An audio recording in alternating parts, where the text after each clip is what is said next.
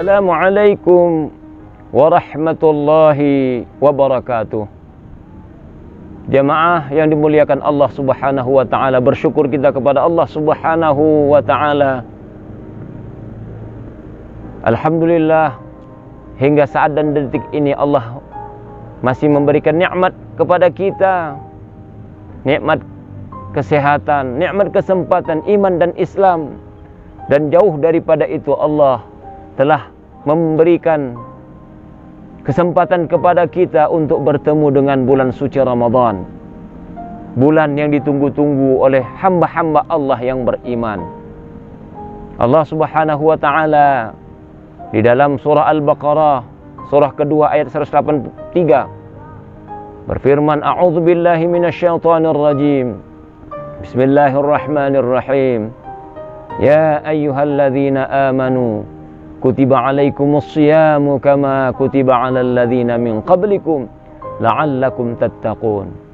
Hai orang-orang yang beriman, kata Allah, diwajibkan kepada kamu sekalian berpuasa sebagaimana orang-orang terdahulu, la'allakum tattaqun, agar kamu menjadi hamba-hamba Allah yang bertakwa. Allah perintahkan kepada setiap hamba Allah yang beriman untuk berpuasa Ramadan. Tiada lain ada target yang mau dituju oleh Allah. Itulah dia, la'allakum tattaqun, agar hamba-hamba Allah dengan berpuasa Ramadan ini menjadi hamba Allah yang beriman kepada Allah. Jamaah yang dimuliakan Allah, pada kesempatan ini kita akan mengkaji apa sebenarnya hakikat daripada puasa Ramadan tersebut. Hal ini dapat kita lihat dari ilustrasi cerita seorang hamba Allah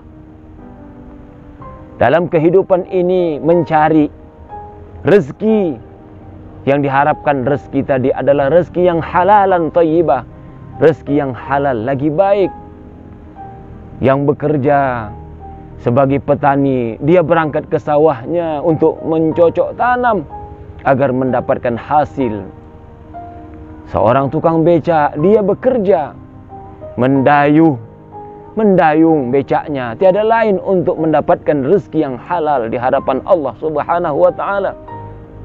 Yang tukang bangunan, bekerja dia dengan memeras keringat dan keringatnya untuk mendapatkan rezeki yang halal lagi suci. Seorang dosen, guru, begitu juga dengan ilmunya mengajarkan kepada anak-anak bangsa, tiada lain untuk mendapatkan rezeki yang kesemuanya ini untuk menafkahi istri dan anak-anaknya. Berarti nikmat tadi diupayakan oleh hamba Allah, nikmat dan rezeki yang halalan thayyibah. Kenapa? Karena dikerjakannya dengan keringatnya, dengan usahanya mencari keridhaan Allah dan mendapatkan rezeki yang halalan thayyibah. Setelah rezeki tadi dapat, gaji dapat, rezeki dapat, uang dan harta ini pun diberi kepada istrinya, sehingga istrinya membawa uang tadi belanja ke pasar, membeli bahan-bahan pokok.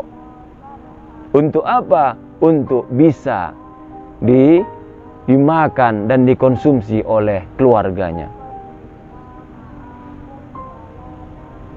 Yang ada rezeki membeli daging, dibelinyalah daging. Yang senang ayam, dibelinya ayam. Yang ikan, dibelinya tahu, tempe, dan yang lain-lainnya. Sayuran begitu juga, dicarinya sayuran-sayuran yang sehat, tiada lain untuk menguatkan dan menjadi suplemen dalam diri manusia. Tiada lain kesemuanya untuk ketakwaan kepada Allah. Di sini sudah ada dua unsur kehalalan daripada yang mau dikonsumsi oleh hamba-hamba Allah. Pertama, rezeki tadi diperoleh dari jalan yang halal. Yang kedua, Uang yang halal tadi pun dibelanjakan. Itulah dia bahan-bahan pokok yang halal. Daging-daging yang halal, ikan-ikan yang halal, ayam-ayam yang halal dipotong secara Islam. Sayuran-sayuran begitu juga. Sudah dua dari jalan yang halal didapatkan, kemudian dibelikan bahan-bahan yang halalan thayyibah. Yang ketiga, diproseslah ini. Diproseslah bahan-bahan tadi.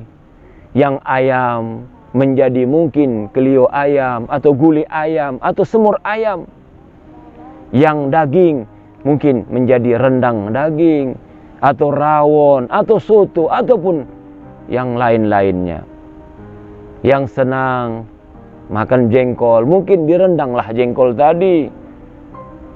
Sehingga bahan pokok tadi diproses oleh istri kita dengan cara yang halal. Bahkan kalau dia orang-orang pengajian, sebelum dia memasak, dia pun bersuci dulu.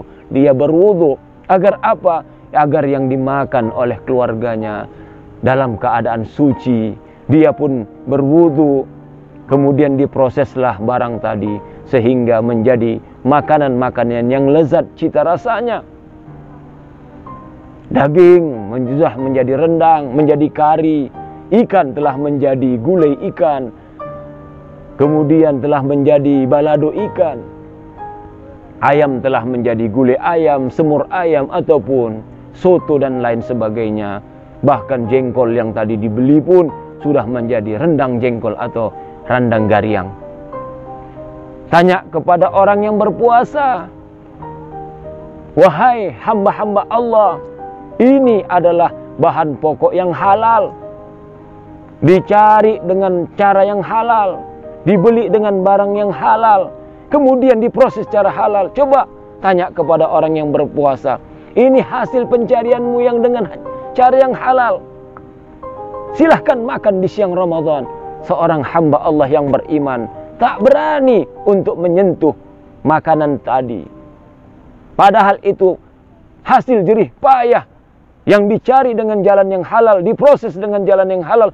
Sekarang sudah siap untuk disaji. Tanya orang yang berpuasa, kenapa tak berani memakannya di siang Ramadan? Disinilah muncul hakikat daripada puasa. Apa itu? Munculnya kesadaran hamba untuk taat kepada perintah Allah. Kenapa? Ketika Allah memerintahkan imsak, tahan, seorang hamba Allah yang beriman tak berani menyentuhnya meskipun itu adalah harta yang halal. Kenapa? Pada saat itu muncul kesadaran mentaati perintah Allah. Kalau dia mau curang, maka diambilnya sedikit, masuk dia kamar, dikuncinya kamar, makan dia. Kemudian setelah makan, dia pun mengusap dan mengeringkan mulutnya. Orang tak tahu. Karena memang puasa tadi, kata Rasulullah sallallahu alaihi wasallam, "As-shaumu li." Puasa itu hanya aku yang tahu. Wa ana ajzibi. Orang lain tak tahu kita berpuasa. Orang lain hanya tahu kita berpuasa dari kering mulut. Berapa banyak orang yang kering mulut, tapi banyak yang tak berpuasa.